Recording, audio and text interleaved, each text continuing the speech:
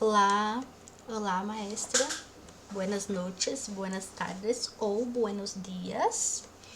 Eu me chamo Viviane e vou apresentar a atividade de prática como componente curricular. Eu estudo letras no curso de espanhol do Polo da Unemate de Cuiabá. Eu fiz uma apresentação um pouco dinâmica, tratando com os países que eu escolhi para apresentar hoje. Então, a disciplina é de língua espanhola, com ênfase em fonética e fonologia, docente Maíra Braz Costa Terlizzi, discente Viviane dos Santos Almeida, e a atividade é apresentar um aspecto cultural e um aspecto linguístico de dois países da América do Sul. E os países que eu escolhi foram o Chile e o Equador. O motivo de eu ter escolhido esses países são porque os dois, se nós observarmos aqui no mapa, são os dois países que não fazem fronteira com o Brasil. E também durante a pesquisa, eu descobri que tanto o Chile quanto o Equador... Primeiro, o Chile ele tem muito conteúdo disponível na internet, muitos vídeos, muitos materiais, artigos científicos escritos sobre o Chile, enquanto o Equador tem pouquíssima coisa, tanto artigo científico quanto vídeos, aqueles vídeos de viagem mesmo, mostrando como funciona o país. Tem poucos vídeos sobre o Equador na internet. Também descobri que o espanhol falado no Chile é o espanhol mais difícil de aprender pelos brasileiros, enquanto o espanhol falado no Equador é o espanhol mais fácil de aprender pelos brasileiros também. Tá? Eu escolhi fazer a apresentação em português, porque eu ainda não tenho domínio do idioma espanhol, então, para não errar muita coisa, eu escolhi em português. Vou começar a apresentação pelo Chile. E aqui eu coloquei os dados gerais sobre o país. O nome oficial é República do Chile, a capital Santiago, o clima é desértico e temperado, o governo é uma república unitária presidencialista, o presidente é o 38º presidente do Chile, é o Gabriel Boric. A população tem aproximadamente 19 milhões de habitantes, segundo os dados da ONU de 2020, e o dinheiro utilizado no país é o peso chileno. O Chile também é um país muito turístico, né? Acredito que é por isso que tenha muito conteúdo sobre ele na internet. E durante as pesquisas também eu descobri que ele é considerado o melhor país da América do Sul para se viver, em termos de segurança, de qualidade de vida, de emprego também, de saúde. É o país com melhor qualidade de vida para os seus moradores.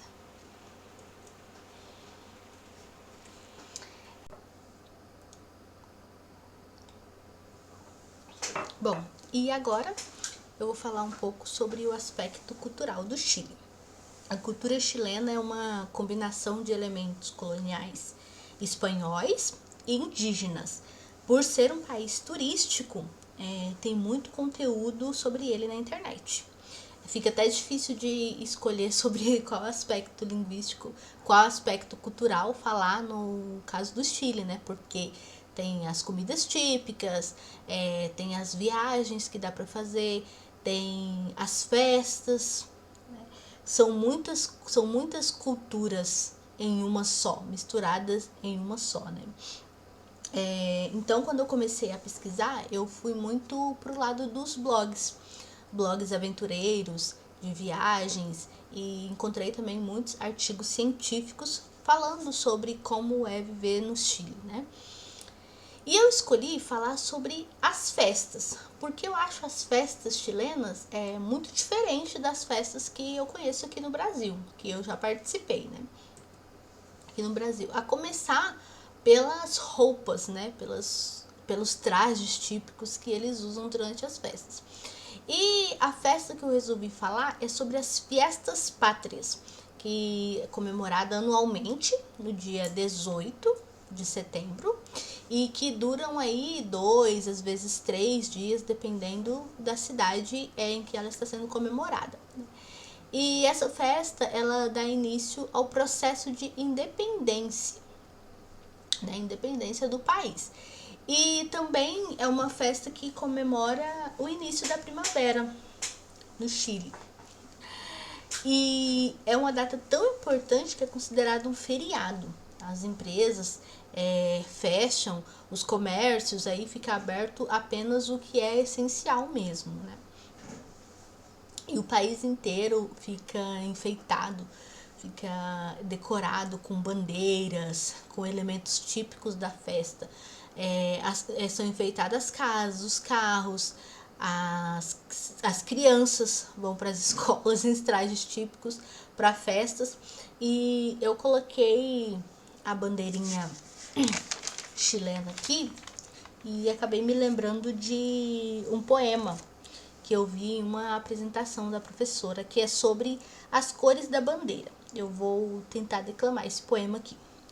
Blanco, azul y rojo, 3 colores son, y yo los tengo puesto en mi corazón.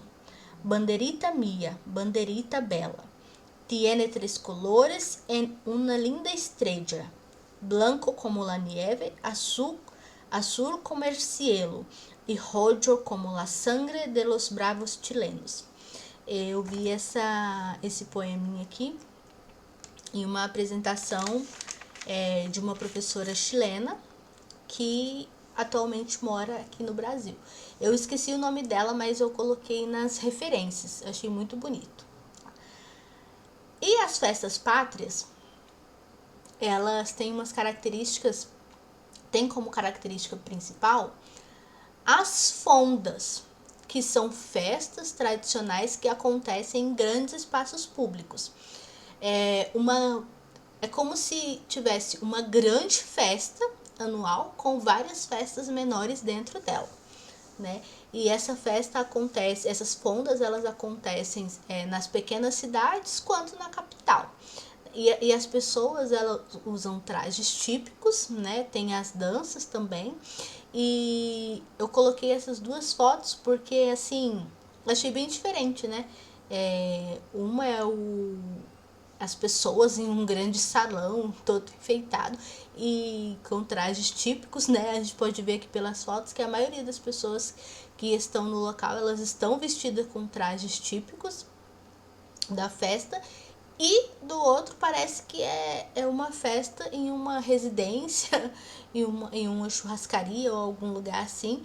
E as pessoas não, apesar das pessoas não estarem vestidas com os trajes típicos, elas estão participando da festa. Eu achei bem legal. Outra característica são as cuecas. São as cuecas, a cueca, na verdade, que é uma dança nacional chilena que tem como característica principal os trajes típicos. Eu coloquei uma foto, essa foto eu tirei de um vídeo onde estava mostrando um campeonato durante as Fiestas Pátrias, que estava acontecendo um campeonato de cueca, né? Os homens e as mulheres dançando inicialmente separados e aí depois eles começam a dançar juntos. Eu até coloquei os bonequinhos ali mostrando as roupas características dessa festa, os trajes típicos dessa festa, que para as mulheres é um vestido longo, rodado, com flores, provavelmente lembrando aí o início da primavera, e os homens é um traje de camponês com boné. Achei bem bonita essa roupa dele, esse traje típico. E essas festas, elas acontecem em diversos locais, até mesmo na rua. Tem vários vídeos que mostram as pessoas dançando na rua, tá? Outras coisas que não podem faltar nessas festas são as brincadeiras. Como são festas para crianças e para adultos, que tem o objetivo aí de reunir a família, reunir os amigos, Eles têm campeonatos de pipa também durante as festas. Tem brincadeiras de peão, brincadeiras de encaixe, brincadeiras de corrida e outras brincadeiras diferentes que eu não sei nem como são essas, como acontecem essas brincadeiras, tá? Com o objetivo aí de envolver também as crianças, né? Porque geralmente festas que tem bebida, as crianças não tem muita coisa para fazer. Ao contrário, pelo menos aqui no Brasil, né? Mas lá no Chile, elas têm muita coisa para fazer. E o que não poderia faltar também na festa são as comidas e bebidas típicas, né? Eu coloquei aqui uma comida que eu tenho muito interesse em conhecer, que são as empanadas e as chicas, né? E o vinho chileno também, que dizem que é muito gostoso. Essa aí são as 4 características das fiestas pátrias, que são realizadas aí durante alguns dias em comemoração à independência e ao início da primavera. E eu coloquei aqui um aspecto linguístico, né? A diferença aí do espanhol falado na Espanha e nos outros países e do espanhol falado no Chile, né? O espanhol é considerado o idioma oficial chileno, do Chile, mas nos documentos oficiais da Constituição, eles utilizam o castelhano chileno, né? Eu achei bem interessante porque como o Chile a população é miscigenada, né, espanhóis com povos indígenas, eles escolheram aí o castelhano chileno como língua para escrever os documentos oficiais do país. Além de que eles falam diversas outras línguas indígenas diariamente, tá? E as principais diferenças do espanhol chileno é a entonação, né? Além dos modismos, né? Além dos modismos da região, que em alguns vídeos que eu assisti, as pessoas falam que os chilenos têm muitas gírias, falam muito rápido e essas gírias dificultam a compreensão, porque algumas delas subtraem letras das palavras, então fica difícil de você entender o que eles estão falando. Tem que ter aí um ouvido bem treinado para entender o que o chileno fala. Para facilitar a minha explicação do que são os aspectos linguísticos, eu coloquei aqui os termos 2 quadrinhos, um com termos lexicais e outro com algumas gírias chilenas. Tanto os termos quanto as gírias também foram tirados dos vídeos dos canais do YouTube, e eu também coloquei esses vídeos nas referências depois, tá? Os termos lexicais. Eu coloquei aqui para diferenciar como que se fala uma palavra no Chile e como se fala essa mesma palavra no México, né? Ou em outro país que fala espanhol também. No caso aqui eu coloquei Papai Noel em português, em chileno fala Viejito Pascuero, e no México Santa Claus. Ônibus se fala liebre no Chile e coletivo na Argentina. Aluguel, renta no Chile e alquiler na Espanha. Morango, frutilla no Chile e fresa na Colômbia. Agora as gírias. Algumas gírias eu coloquei as mais fáceis de pronunciar, eu escolhi. Bacana significa bacana. Fome significa chato. Cancelar significa pagar. Ao tiro significa rápido. E cuico é usado para dizer que alguém ou algo é chique, rico ou metido. E para finalizar aqui a parte do Chile, eu coloquei também algumas características da literatura chilena. É uma literatura que eu gosto muito e eu acredito que foram os autores chilenos que ajudaram a divulgar tanto o país, né?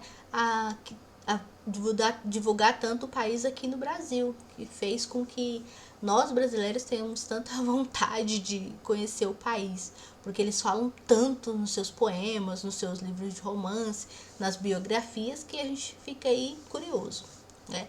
É um autor muitíssimo conhecido no Chile, é o Pablo Neruda. Acredito que seja um dos autores mais conhecidos atualmente. Eu tenho 2 livros dele aqui na minha casa, que são 100 Sonetos de Amor e O Coração Amarelo. Tenho 2 livrinhos dele aqui nessa edição Pocket. E eu coloquei nos slides os livros mais conhecidos dele no país. Segundo as pesquisas, Memorial de Isla Negra, Confesso que Vivi, e 20 poemas de amor, e uma canção desesperada. Da Isabel Allende também eu escolhi 3 livros. São os 3 últimos livros dela lançados aqui no Brasil, que é o Violeta, tem essa capa lindíssima, Longa Pétala de Mar, e A Casa dos Espíritos. A Casa dos Espíritos eu tenho ele aqui na edição física, ainda tá no plástico. E tenho também Muito Além do Inverno, pretendo ler. Coloquei também aqui um autor que eu gosto muito, que eu sempre confundia com o ator do Chaves, Roberto Bolanho. E do Roberto Bolanho eu tenho aqui o livro 266. Mas eu coloquei também um livro muito conhecido dele no Chile, que é Os Detetives Selvagens e As Putas Assassinas. Bom, o segundo país que eu escolhi para falar é sobre o Equador, que também não faz divisa com o Brasil e que também é um país com uma população indígena muito grande. E eu coloquei aqui os dados gerais do Equador primeiro, antes de começar a falar sobre os aspectos culturais e os aspectos linguísticos. Nome oficial, República do Equador. Capital é Quito, considerada pelos turistas a capital mais limpa do mundo. É muito difícil você encontrar algum tipo de sujeira nessa capital, lixo, tudo. É uma capital muito limpa. Clima equatorial e o equatorial de altitude interior. Governo República Presidencialista. O presidente é o Guilherme Lasso. A população 14 milhões de habitantes segundo a ONU e o dinheiro utilizado é o dólar americano. Eu tive um pouco de dificuldade para encontrar material sobre o Equador, porque tem muitas fotos. Os materiais que eu encontrei, a maioria foram fotos, vídeos das paisagens, das cidades, mas assim, informações mesmo, foi muito difícil encontrar informações sobre a cultura, sobre termos linguísticos utilizados no país, foi muito difícil de encontrar mesmo, tá?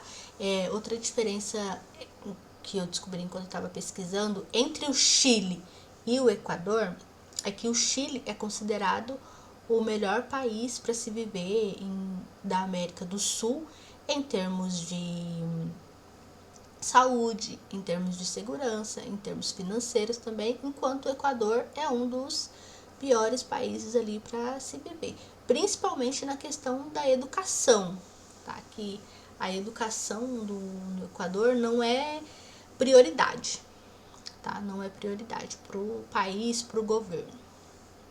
E também, assim, eu acredito que é devido à cultura deles mesmo, né? Eles são... É um país extremamente religioso. Em algumas pesquisas diz que 88% da população é católica. E para um país que foi colonizado, teve espanhóis, um país de indígenas, ser tão religioso assim, eu fico pensando que deve ter um pouco de confusão na cabeça deles, né? Eu acredito.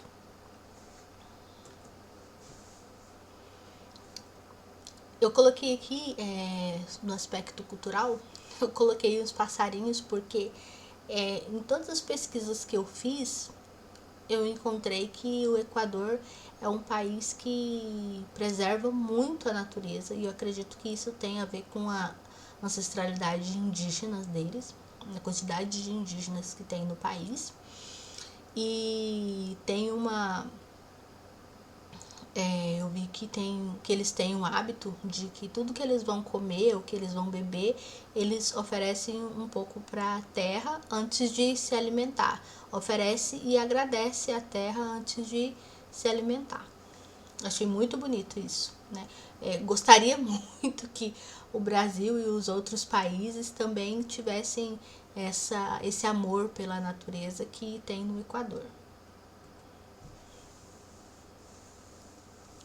E o aspecto cultural que eu resolvi falar é o carnaval, que também o carnaval equatoriano, eu encontrei pouquíssimas coisas sobre o carnaval, mas eu achei muito interessante que o carnaval do Equador é diferente do carnaval aqui do Brasil, né? Para eles é um feriado nacional, é uma festa que celebra o excesso e a abundância.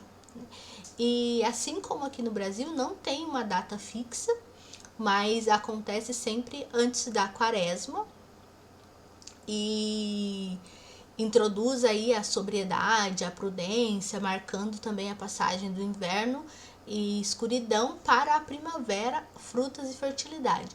É interessante que a festa as fiestas pátrias também tem aí o objetivo de comemorar, de celebrar a primavera, as frutas, a fertilidade, tudo isso. Né?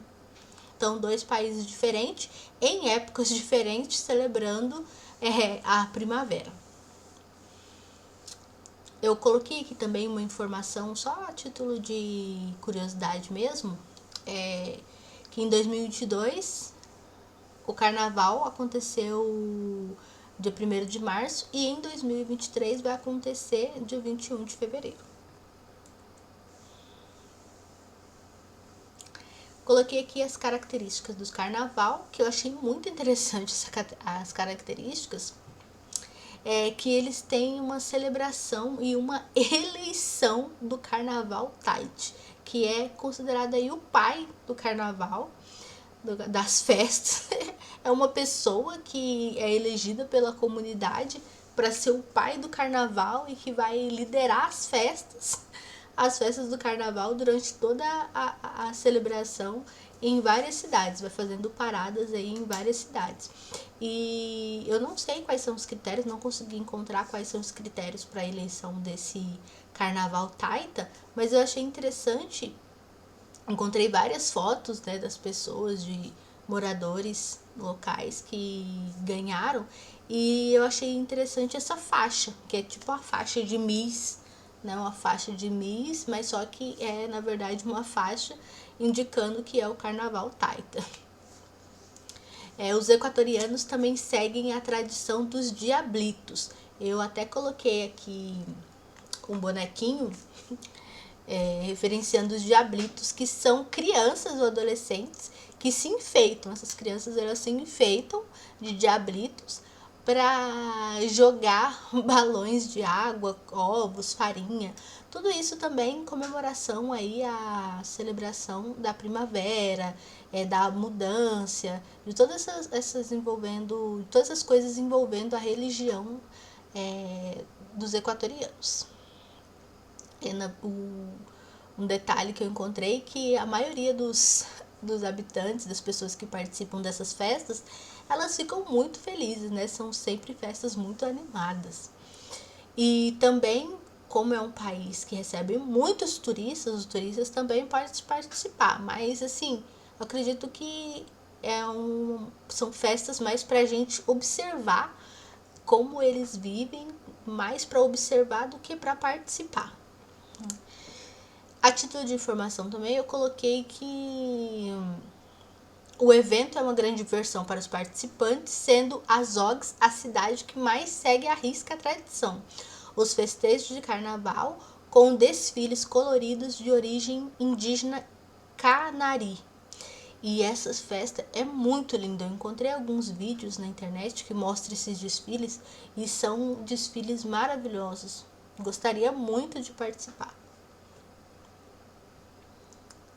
Como eu falei, não encontrei muita coisa sobre o aspecto cultural dessas festas. O pouco que eu encontrei eu coloquei aqui. E aqui eu coloquei um pouco também sobre o aspecto linguístico. O aspecto linguístico foi outra coisa que não tem muito, não me deixou muito claro, mas eu entendi que o espanhol utilizado no Equador é mais fácil de ser compreendido por nós brasileiros, e eles até usam algumas palavras de português, né? Algumas palavras de português de Portugal, mas com entonações diferentes, é claro. Mas além do espanhol, existe 14 línguas indígenas faladas em todo o Equador, sendo de 8 famílias linguísticas diferentes. Eu coloquei aqui também a título de informação, de aprendizado para mim mesmo, né?